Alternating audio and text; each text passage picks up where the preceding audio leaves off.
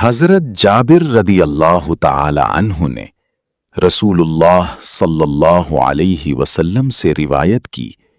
کہ آپ صلی اللہ علیہ وسلم نے فرمایا، بائیں ہاتھ سے نہ کھاؤ کیونکہ شیطان بائیں ہاتھ سے کھاتا ہے۔